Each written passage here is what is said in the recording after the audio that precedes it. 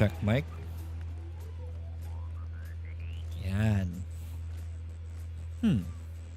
Masyado madilim Alright, check mic. 1, 2. Okay na yan, okay lang yan. Ay, kaya pala. Yung isang ilaw ko, hindi ko na-on.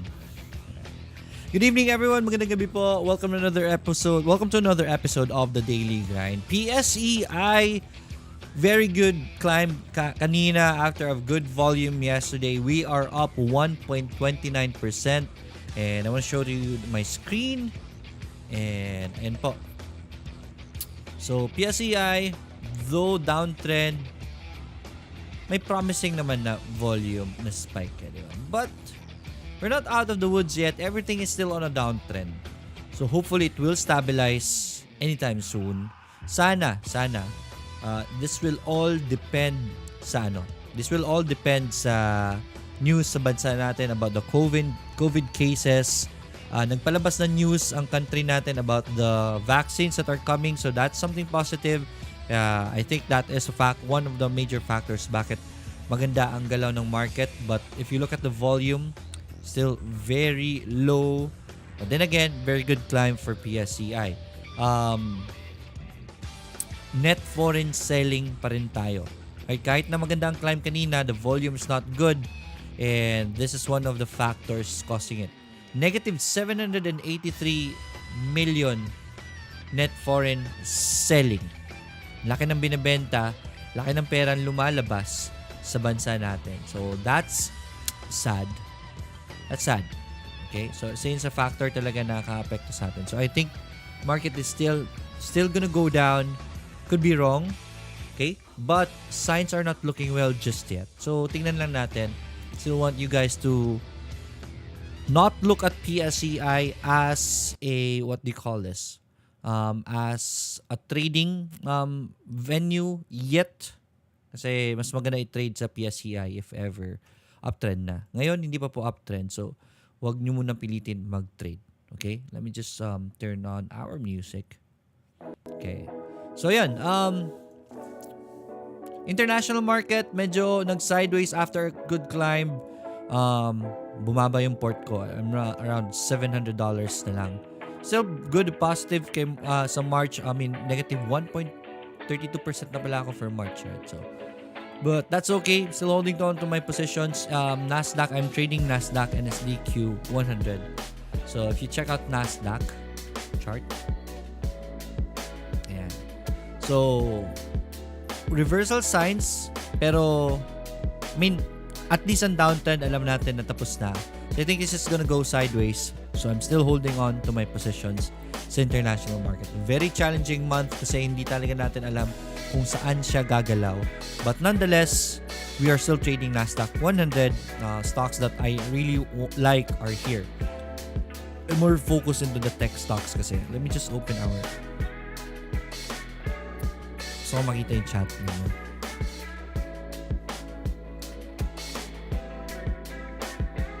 One moment. Ayan. Chat is out.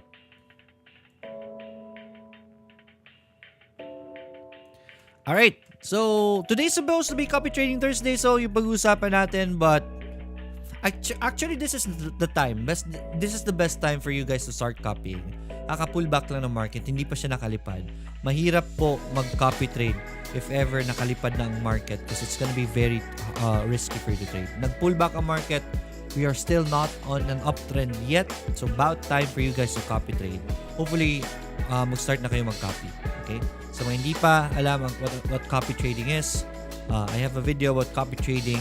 Make sure you create an account using that link. Marami pong benefits yan na nakatulong po kayo sa stocks and sa akin para mapatuloy itong program na ito daily. Thank you for sharing the video. So, hindi pa po nakapag-share ng video, pakishare po ito para mas marami pang newbies ang magabayan natin when it comes to the stock market, especially yung kakasimula pa lang. Right, I'm gonna go to the comments really quick. If you have any questions, we don't have a very specific topic right now. It's supposed to be Copy Trading Thursday, pero wala pa naman masyadong update sa copy trading. It's just that the market is going sideways, or let's say perhaps it's not yet on an uptrend, which is a very, very good time to start. Just in case the market rallies up, you're in a good position. Just in case it goes down, then at least man lang, galing na tayo sa mababa. If it goes down, maliit lang ang loss natin and we can recover the next coming days. Right, my goal in my trading is to really beat Nasdaq. Nasdaq po yung gusto ko i-beat. Hindi po na basta mag-positive ako every month. No. That's not my point. Right? I am thinking as a fund manager, best market in the world is Nasdaq. I wanna beat Nasdaq. Right? So, as much as possible, mas maganda yung performance ko kaysa kay Nasdaq. Right? This is the market that I really wanna beat. Okay, Benedict, may gabi, Sir Idol. Ishi Marimat, good evening, Sir Lloyd. Good evening, Sir Lloyd BSC. And dito, please, thank you. Alicia Rose Kabigting. Sabi natin, kay BSC, okay na yun sa support niya, di ba? Did you trade it already? BSC, alam ko, si BSC gumalaw ngayon eh. Ayun, gumalaw si BSC. Support, let me share my screen. Alright, support was right here for BSC. This is the best time you should have tested out. Right there. The support did hold and meron tayong confirmation of the support. That was the best entry point for BSC. Umakit na. Ilan ba yung akit ni BSC ngayon? 25%. Congratulations sa mga pumasok kay BSC on the support. So, yeah. We talked about BSC before. This is the possible support right here. And this week, lumipad na. Congratulations sa mga pumasok kay BSC. I want you guys to wait for a pullback muna before you wanna get in BSC. Sa mga gustong maghabol, there's good volume in this rise, so that's looking well. Try to use Fibonacci if you wanna go in. If you wanna go in this asset right here, medyo hindi naman makikita natin yung pullback na yan. Alright, so at around 0.81, 0.82 po, abangan nyo po ang bounce dyan. Most probably, it is gonna bounce there. 0.82, 0.78. Those are the bounces that you should be looking for should you wanna get in BSC. For now, wag po siya pasukin. Antayin nyo muna mag-pull back. Now, the tricky thing about this is the asset is gonna be very volatile. It's very volatile with this climb. How volatile? 24% in just one day. So it's gonna be very volatile. Mabilis ito mag-pull back. It can pull back within the day and just bounce within the day also. So if you can watch this is the tricky thing about assets na nakalipad na. I mean, very volatile. It's gonna be very challenging for you to catch this. So, abangan nyo po within the day if kaya nyo po. Dito, right, dito, actually, I want you guys to look at dito as an investor na lang eh. I don't want you guys to look at it as a trader. Why? It's already overpriced at around 10 pesos. It's overpriced. But because of the demand, because of the market really wanting to invest in dito, umaakit pa rin siya, right? Today, went up 5.71%. So that is good. There's a support right here. This is the best entry point kay dito. If ever makapasok kayo dyan, then good. Resistances tayo sa downtrend niya. This breaks out also, that's gonna be a very good rally. That is gonna be your signal to get in also kasi mukhang magre-reversal yan if ever mag-breakout man yan. So this is gonna be very challenging. At again, I want you guys to really look at the dip. Dapat nung dip pa lang. I've been telling you this is the best time to buy right here. So hopefully pinasok ninyo so that you can buy more. But yeah, those are the entry points for dito if ever bumaba man yan siya or mag-breakout. Noel Quindosa, good evening sir. May gabi sir Lloyd. PSEI at saka Pure Gold sir. Right. PSEI at saka Pure Gold. Right. PSEI covered PSEI already, still net foreign selling, so medyo mahirap. Si dito 11.54 million ang net foreign buying. So maraming foreigners ang bumibili sa kanya. Nag-i-invest pa rin ng foreign because kahit na overpriced dito. So that's the good thing about dito. PSEI covered it already. Pure Gold. Nag-pull back na Pure Gold. Ayaw mag-pull back. Right. Pero nag-doji na. So that's weakness right there. So we are expecting a pullback anytime soon.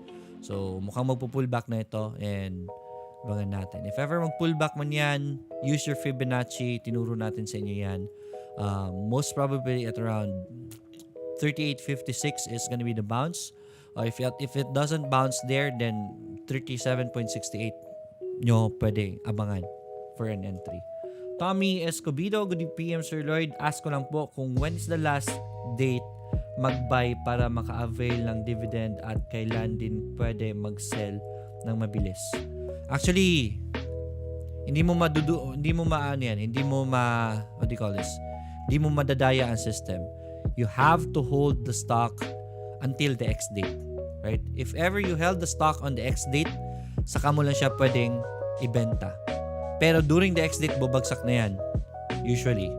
So, kahit na ibenta mo during the X date, most probably, na-hit ka na ng drop niya. So, you have to hold it until X date, and then X date, pwede mo na ibenta.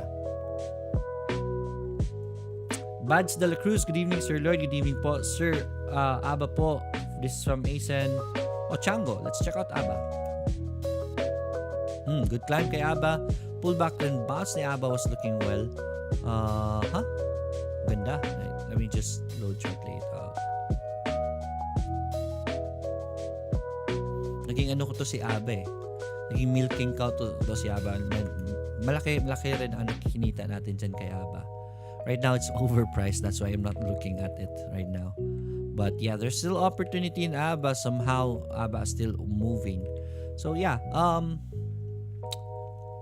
engulfing patterns right here and right here. So twice the charm.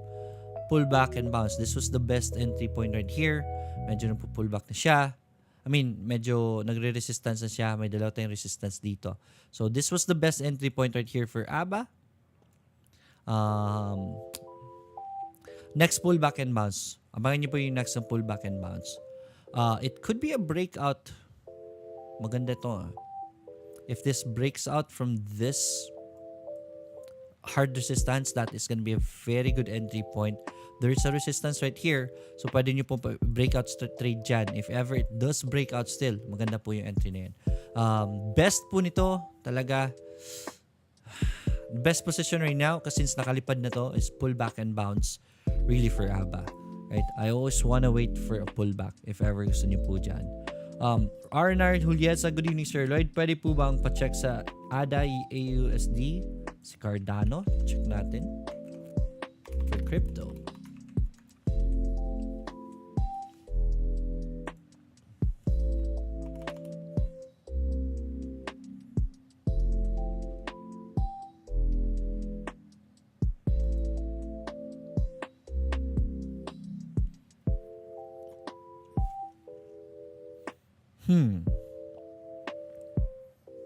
Challenging There's a resistance right here for ADA. There's a possible support right here for ADA also. So if you want to get in ADA, get in around this area and then sell around here. If ever it fails, then cut loss right there. Hopefully you can do trade right here, but very risky si ADA for me. It's already very expensive, but I don't really know the fundamentals of ADA that much. Ano ang gamit ni ADA? Saan siya natitrade? Ganito ganyan. Saan siya nagagamit? So, range trade for now. Mukhang magsa-sideways si ADA. Maganda naman yung bounces niya. But this support right here is the best entry point for ADA. And then range trade sell dito. Di ko alam kung magba-breakout yan. Huwag natin pangunahan ang market. If it breaks out, then good. It's just that all you need to do is really position yourself in a good position. May support, nasa malapit siya sa support ngayon, so hopefully makapwesto kayo sa support. Lyle Ganbonton, sorry. Good evening, Sir Lloyd. MMMNY po, sir. Let's check out Merrymart.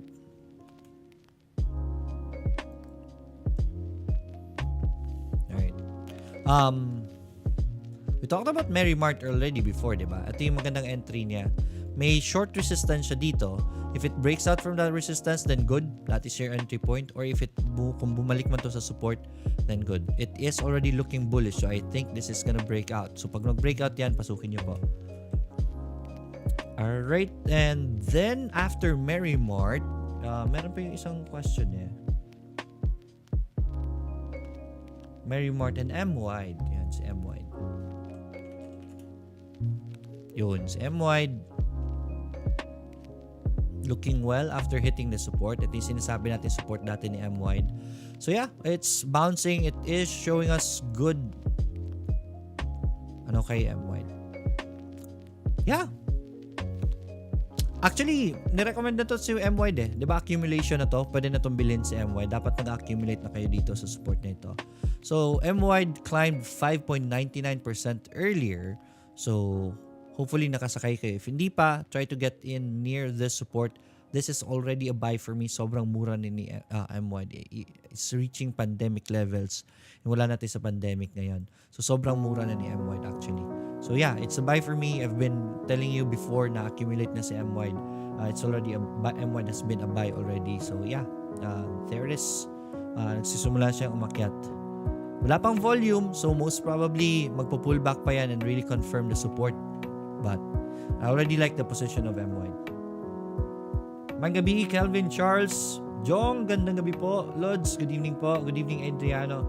Jepoy Gagarin, good evening, Sir Lloyd. Waiting for the pullback of Pure Gold. God bless you. Sir, malaking tulong yung mga videos nyo sa amin. Happy to help, Jepoy Gagarin. Yes po. Antayin nyo lang po ang pullback. Always wait for pullbacks, please. Okay, on YouTube naman, punta tayo sa YouTube. Johnny, good evening, Sir L. Sir Lloyd, pa-share naman kung paano kayo mag-screen ng stock after trading day and anong indicators gamit nyo po. Salamat na marami. Patreon po from Johnny. Yes. Actually pinakita ko na sa iyo sa ano di ba? Pinakita ko sa inyo sa webinar if you're in the Patreon. Pinakita ko sa inyo sa webinar nyo. Ang ginagawa ko lang talaga is I have my own list of stocks. Let me go close up. I have my own list of stocks, right? I have around 30 handful sa PSE nung nagte-trade ako sa PSE. These are the only stocks that I trade. Rule number 1 for me in trading is if hindi ko kilala ang stock, fundamentally hindi ko ito trade. Number 1 checklist ko kasi yan. I only trade fundamentally good stocks. So araw-araw ko yan tinitingnan. For example, si JFC, si JFC, downtrend pa. Sinisilip ko lang yan kasi meron naman ako update sa lista ko. So si JFC, still on a downtrend. So nakanote doon still on a downtrend. Okay, tapos SMPH. Si SMPH hindi pa nagbe-breakout. So, wait for breakout. Ganun ang ginagawa ko. Marami akong stocks. 30 stocks everyday. Dinadaanan ko po yan. Then, kung wala akong makitang buy ngayon, buy signal, then wala. Then, tomorrow, tignan ko ulit. Si JFC, still on a downtrend. So, wala akong uulitin. SMPH, nag-breakout na. SMPH, wait for breakout. Wait for breakout yung hinihintay ko. Nasa lista ko. Kahapon, SMPH, hindi pa nagbe-breakout. So, wait for breakout. So, dadaan ko yung lista ko ngayon and then, makikita ko sa SMPH ngayon. SMPH, I'm waiting for a breakout. So, tingnan ko yung chart ni SMPH. Si SMPH nag-breakout na. So, there it is. My buy signal has been seen and then, bibilin ko si SMPH. Ganun lang. Check out my video again about my, how I create my watch list. Hindi po ako nagsiscreener. I create my own watch list because I only trade stocks that I know by heart are fundamentally good. Again, we are dealing with probability here.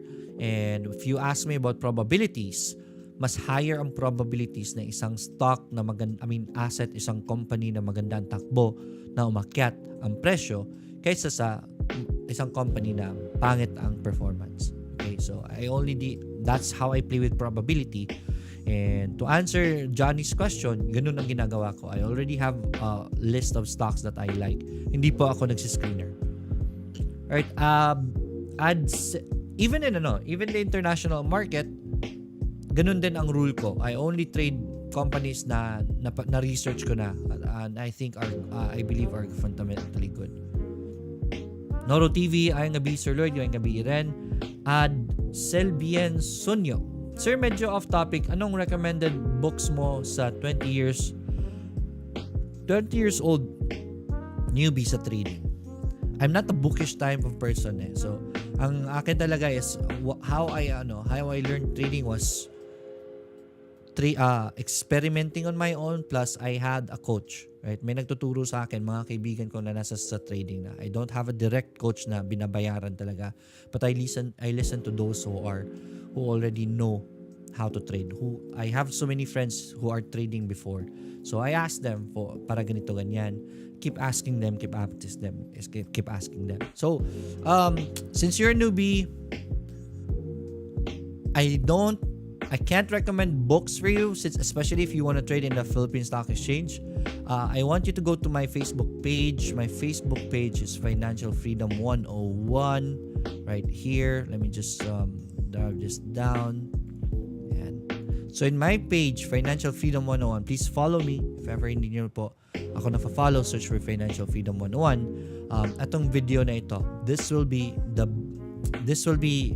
video for you if ever you're a newbie. Also, go to stocksed.com. Stocksed.com, dito po, meron kaming free course sa inyo. This will be your stone, your tawag niyan, foundation in economics and in understanding the market. Check out our free course. Then you can up your learning by getting our premium courses. Meron po dyan available. If you want to get our premium courses, go to use this link right here. I mean, this code right here, discount code, so that you can get a discount. Or kung gusto nyo po libre yung premium course namin, gumawa kayo ng 𝑒𝑇ORRO account using my link and dyan po sa video description and i-fund nyo po. I don't think that is gonna be an option for you just yet, but maybe you can have your parents create the account for you instead. Anyways, yun po. I'm not really a book type of person.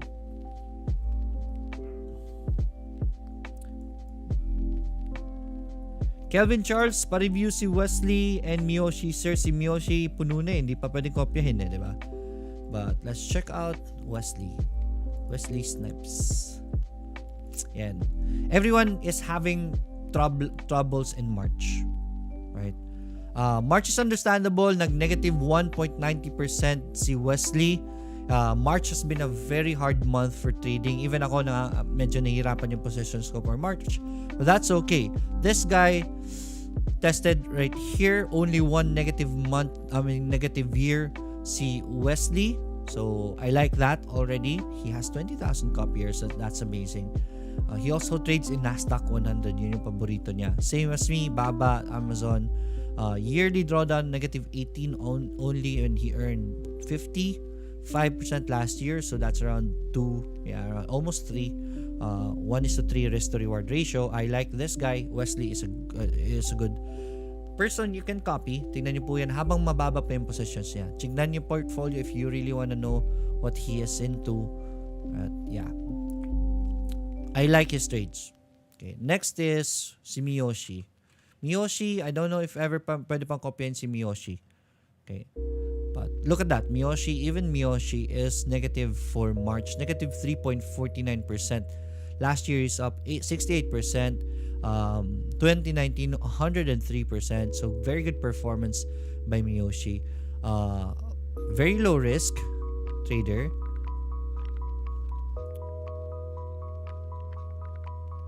Yeah. Looking well. Alright? Negative 8, 1:6, 1:7 risk to reward ratio. Ganyan performance niya. March has been a very hard month for traders. So I'm, as much as possible, nililimit ko yung losses ko. I'm already negative also. Negative 1 point something sa March. But it's a very, very tricky month for trading. So you can understand the red month. Hindi naman po pwedeng all green yan. Right? There are traders na all green pero sobrang safe naman na players na yun. So most probably napakaliit rin ng kita nila. So that's for Kelvin Charles. Janilo, good morning sir. Done sharing po. Thank you for sharing. Pakishare po itong video sa mga hindi pa po nagsishare. Share to your wall, share to your friends, or if you have a trading group, please share it to them also para mga newbies doon will know about this program. Let's talk about Plug. Plug Power is now sitting at support. Somehow RSI is stabilizing. So Plug downtrend right here. Most probably it will bounce at support, but I don't want you to get in that. Mas maganda if ever mag-breakout ito ng downtrend, mag-breakout sa downtrend line niya, the resistance right there. If it breaks out from that point, that is going to be a good signal for you. You can enter Plug if you want to do that. Good evening po, Sir Lloyd from Piolo Cortez. Magandang gabi po. Nika Nix, good evening Sir Lloyd. Load po, please. Load star.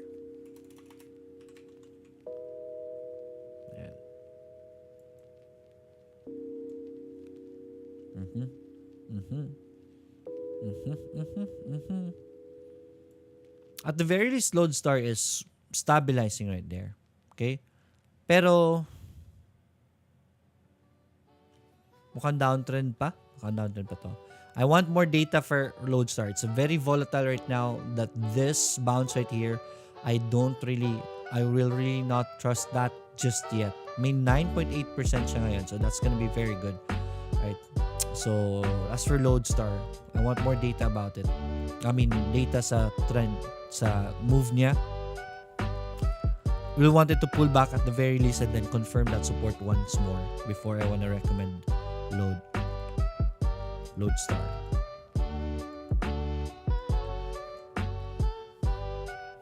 Marjun Amistoso, napaka-importante ang tin po sa kahit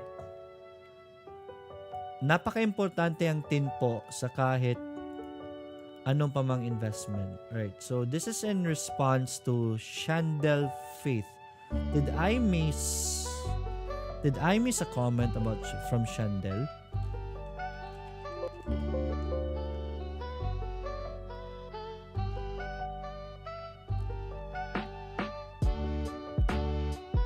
Chanel.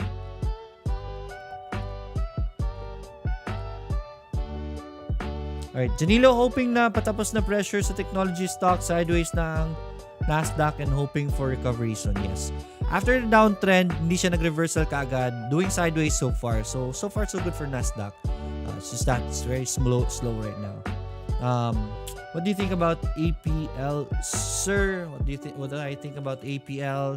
We talked about APL support, so this is gonna be your entry point for APL if you wanna enter APL. What do I really think about APL is that it's already overpriced, so I am not looking at it for trading since it's not my kind of style. Don't mistake that statement for na hindi nyo to pwede i-trade. Pwede nyo po itong i-trade. It's just that it's not my kind of trading. Okay, I don't trade overvalued stocks.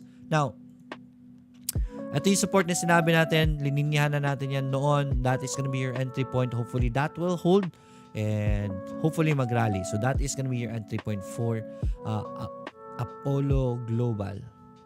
Okay, so this is a descending triangle. This is a bearish signal, but hopefully makapag-breakout siya. If this breaks out, then that is gonna be your entry point also for APL. Sir Lloyd, pa-check naman po si EW. Thank you. So this is from Daryl Buday. EW.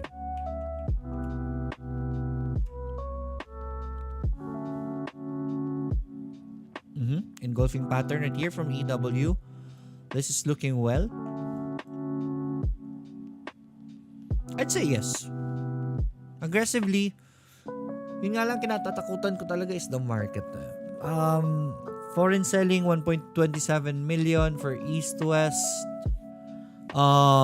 Maganda yung technical analysis niya pero Tridora market. So it is gonna be very challenging. I need you to weigh those. Technical analysis, TA speaking, this support is looking nice. Okay, maganda po yung support niya. I would say you can test that if you wanna go aggressive in this kind of market.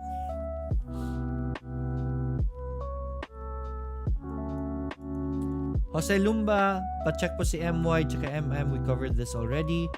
John De Los Reyes, Sir Lloyd, good evening po. Pwede po pa-check si Da Vinci.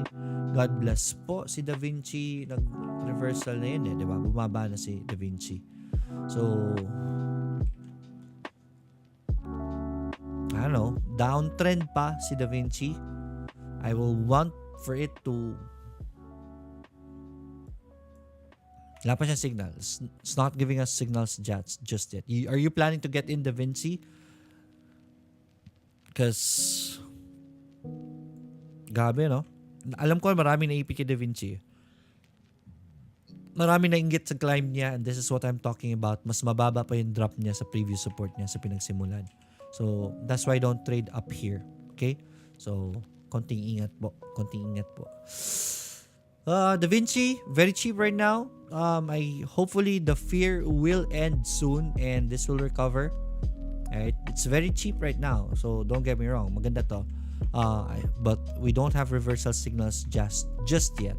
So let's see if ever we can get a support out of Da Vinci soon. Noel Quindoza, Vow 3DE, sir, pa-check po. nag-open lang position dito si J Nemesis. Okay, so I don't think this is gonna go up, come up here. Nope. Let's check it out in 𝑒𝑇𝑜𝑟𝑜.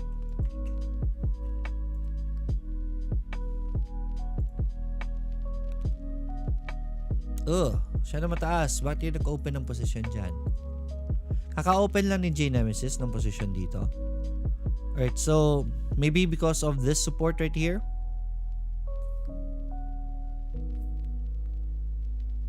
Or there is news kay ano. Or there is news kay Volkswagen na hindi natin alam. Don't know for sure.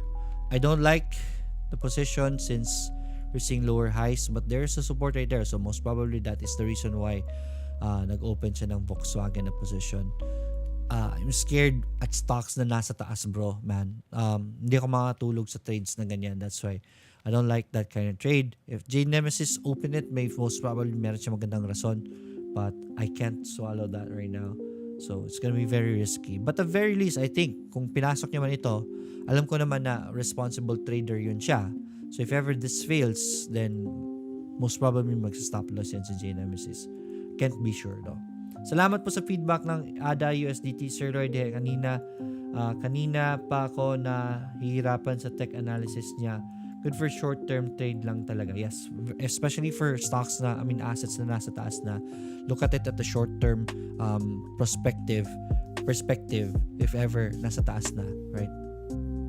Sir Lloyd, check din po ng Walmart WMT. Let's check it out. WMT. Time check, it's 7:34. Okay, medyo nauntog si Walmart. So, most probably this is gonna be forming an ascending triangle right here. Okay? So, if ever mag-breakout yan, that is gonna be a good entry for you. Walmart is showing us a resistance just now. Mag-breakout yan, that's gonna be a good entry point for Walmart. Good find. Kyle Pono, good evening sir. Pa-check po si DJ30 and SPX 500. DJ30. Pwede bang makita index dito? DJ30. DJ Bombay, hindi pwede.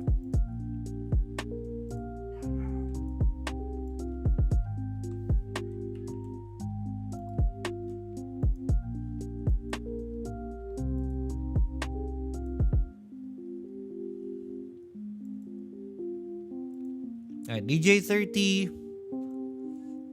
on a pullback after hitting all-time highs. So, on a pullback right now, so nagpapahinga pa lang. Actually, natakot yung mga karamihan kasi sobrang taas na ni DJ30. So, I will want for DJ30 to really pull back and let's see. May short while dito na hindi nag-sustain yung climb niya, yung bounce niya. So, most probably we're looking at the deeper pullback for DJ30. SPX 500.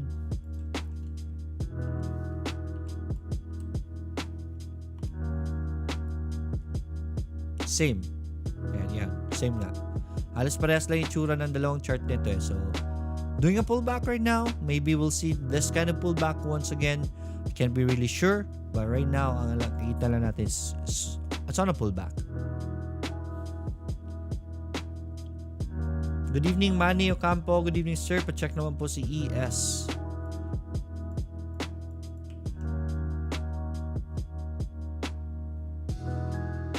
Eversource Energy. Okay.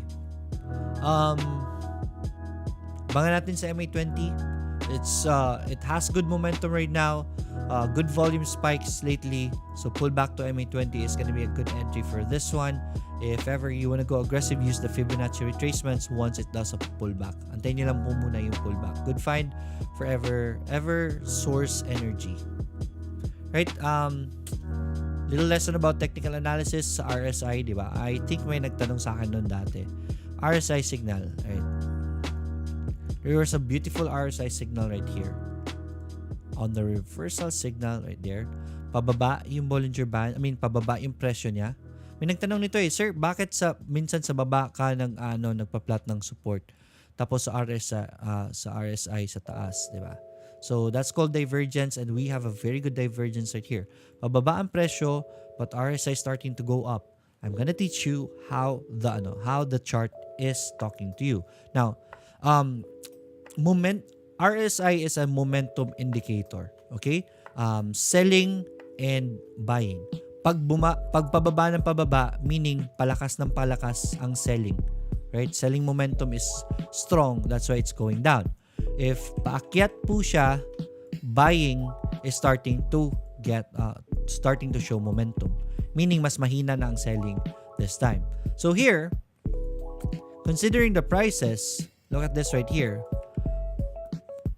Pababa ang presyo niya. Meaning, still looks bearish, right? But RSI is telling us na yung selling this time is much slower. Meaning, the buying is already starting to look better at this price na mas mura pa nga. So that is usually a bullish signal. That is how the chart is talking to you. So if ever ginawa nyo po, nakita nyo po to, you buy there. Okay? If you're wrong, then you have a very good support na napaka-low risk ang position. You just stop your losses. Simple as that. That's good trades for you. Then if ever nakita nyo ito, then you would have been able to enter this ride right here kay Eversource. So, charting 101 muna tayo.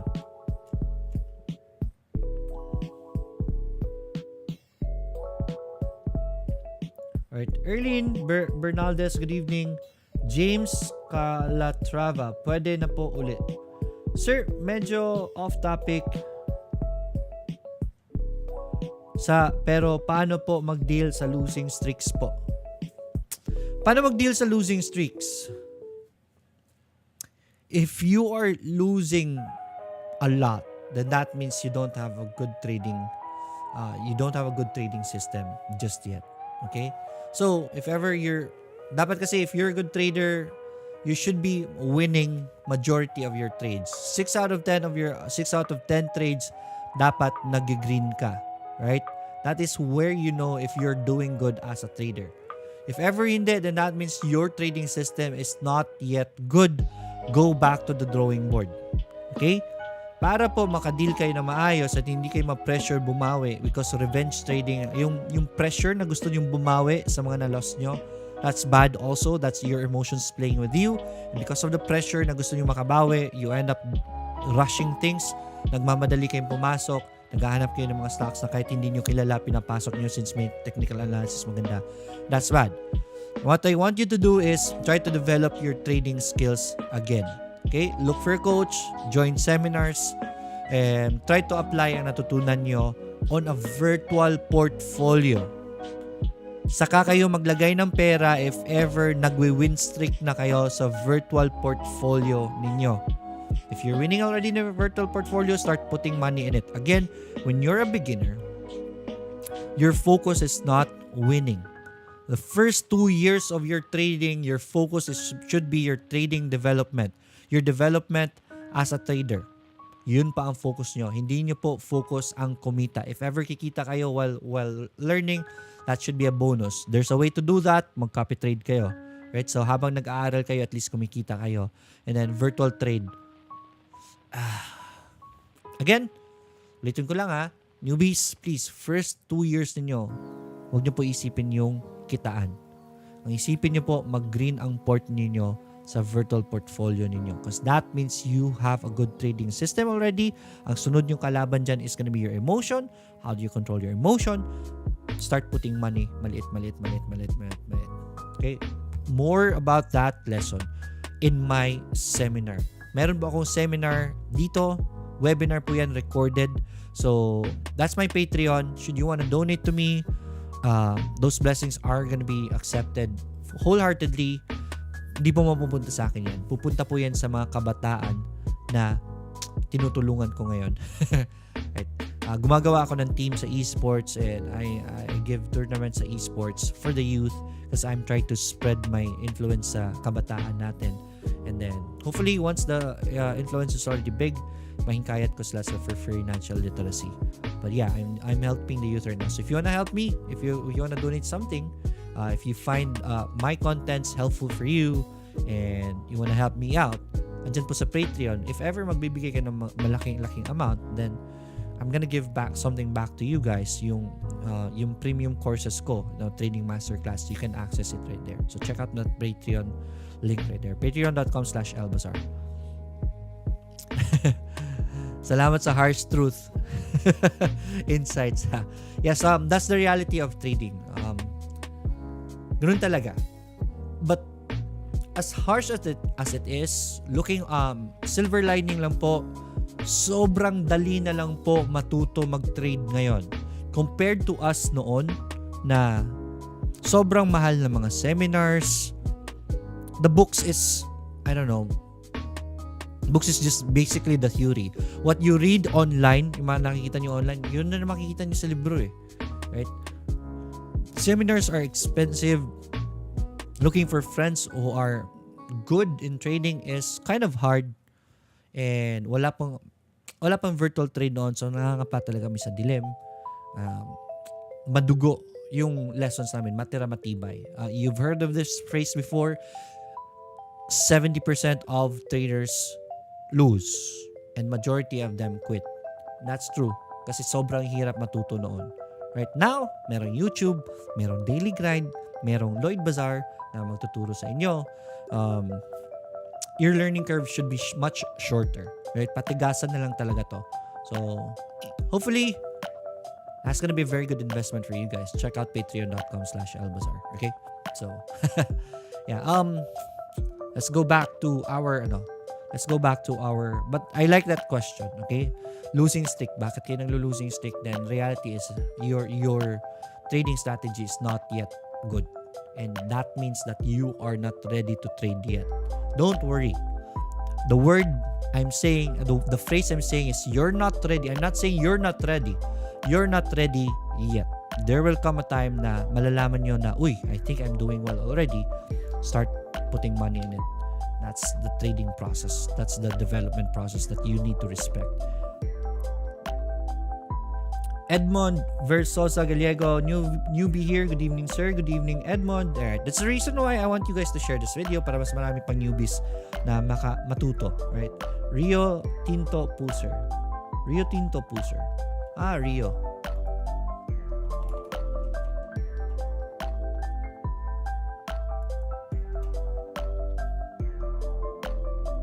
Okay. Bollinger Band is telling us na hindi naman kaanong ka-momentum yung downside niya. Volume starting to pick up. So this is looking well.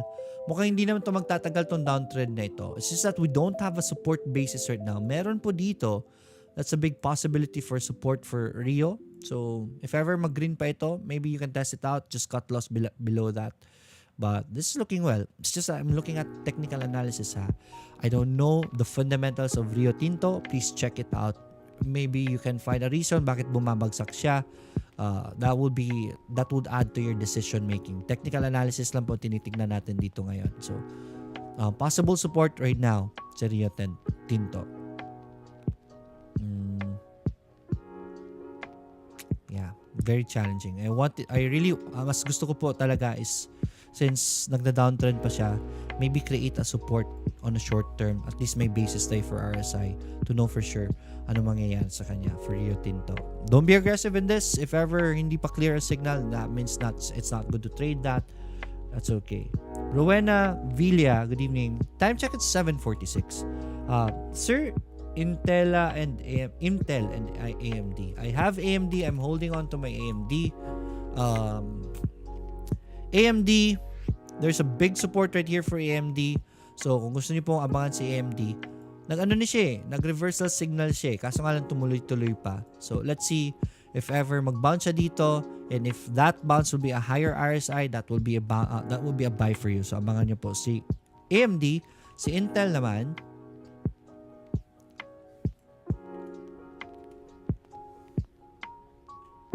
INTC. Intel Corp.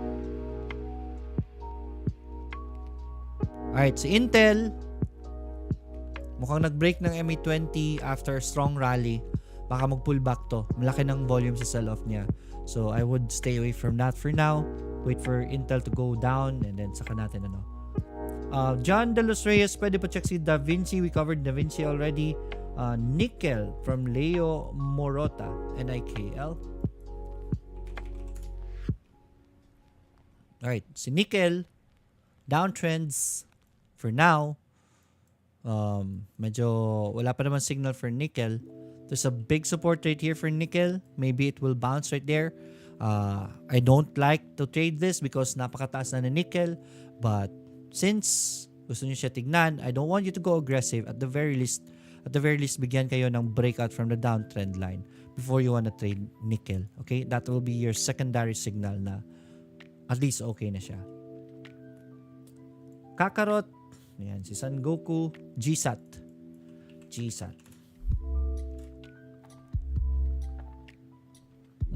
GSAT support right here. Tingnan nyo po if ever anong mangyayari sa kanya dyan. Right now, there's no signals just yet for GSAT. INTC. We just covered INTC nga pala.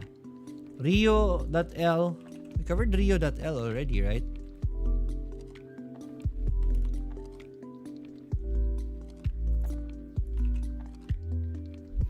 Rio Tinto. Yeah, we covered Rio Tinto already. Good evening, sir. Pacheck po si Ni Hao. N.I. Ni Hao Minerals. Ni Hao, how are you? Ooh, good climb for Ni Hao. Nag-downtrend si Ni Hao dito. Two strong rallies for Ni Hao, backed up by volume. So, if Fibonacci nyo na to, abangan nyo lang po yung pullback and then mag-Fibonacci kayo so that you'll know. Kasi wala pang pullback ngayon, so I really can't put on the Fibonacci. So, it already broke MA20 from the downtrend, so that's already a very good signal. So, wait for it to pull back. Use your Fibonacci. That is kung saan nyo abangan siya. Eric Apolinario, you're welcome po. You're welcome. Puro red ang market. Paano pa tumingin na pang short sell? Paano ba tumingin ng short sell? Right, isa sa mga signals for short sell is a head and shoulder pattern. Right here, head and shoulder pattern. The lower selling is gonna be your sell signal. Okay? Let's say for example, sino ba yung mga nag-reversal? Let's say MSFT. Nag-reversal to si MSFT. Okay. Hindi naman ganong clear ang reversal niya. Let's go for Facebook. Kasi nag-reversal naman to sa Facebook. Okay, so right. So here,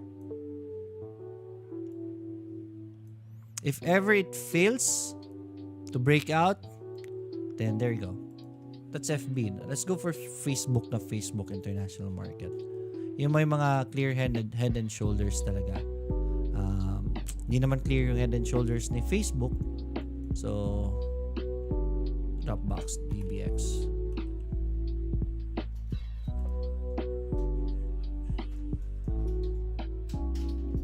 Okay. So this one right here,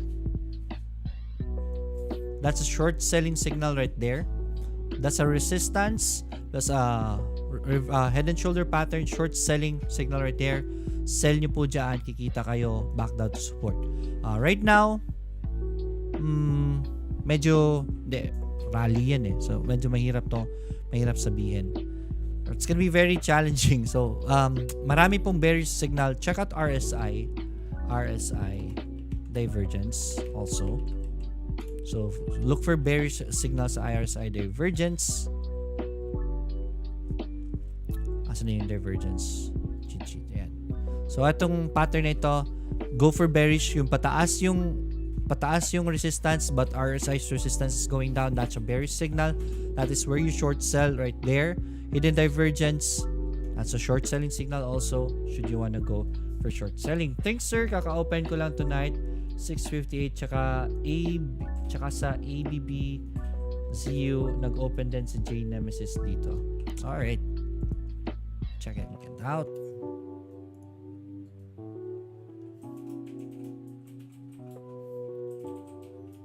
Kakaiba yung open nila. Sobrang taas. Actually, pullback eh. Diba? Pullback.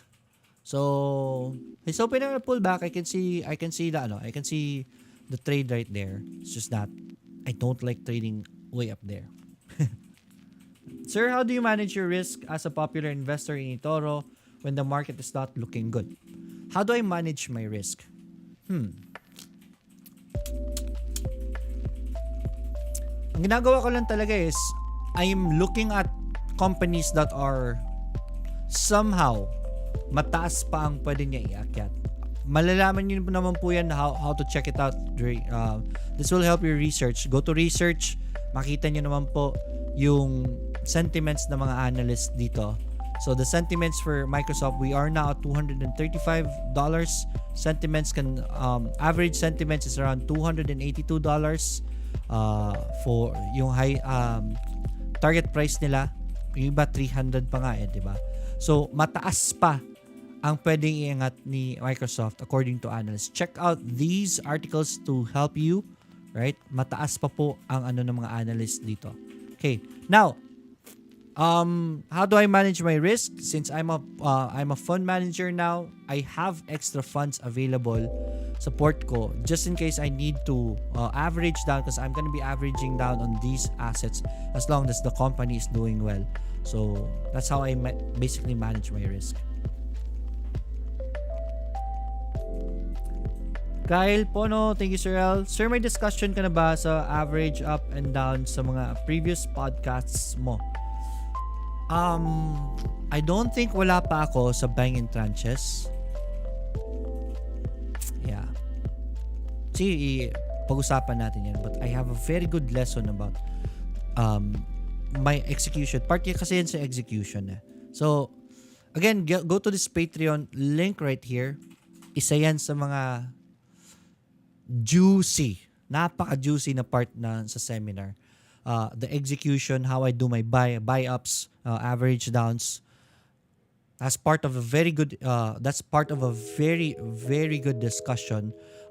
One of the juiciest parts of the webinar. So, abangan nyo po dito. Meron ako sa YouTube, I believe so. Pero mas maganda yung nasa webinar. But anyway, sige, pag-usapan natin still yan in the future. But if you want it now, go to patreon.com. Okay? So, sorry. 7:54 already. So, last one na lang. Thank you po sa knowledge, sir. Pa-shoutout po sa baby ko, si Liam Vincent. Thank you. You're welcome. Liam Vincent, good evening sa inyo. Vince Laping. Amat po, sir. Last night to. This is from James Calatrava. Amat.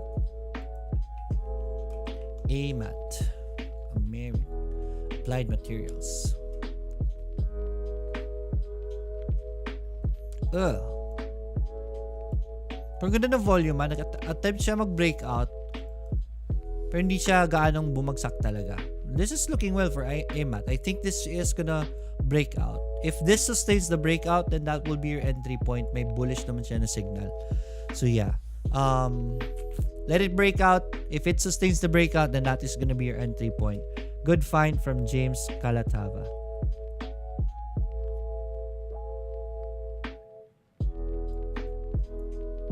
Teka lang may nag-ano.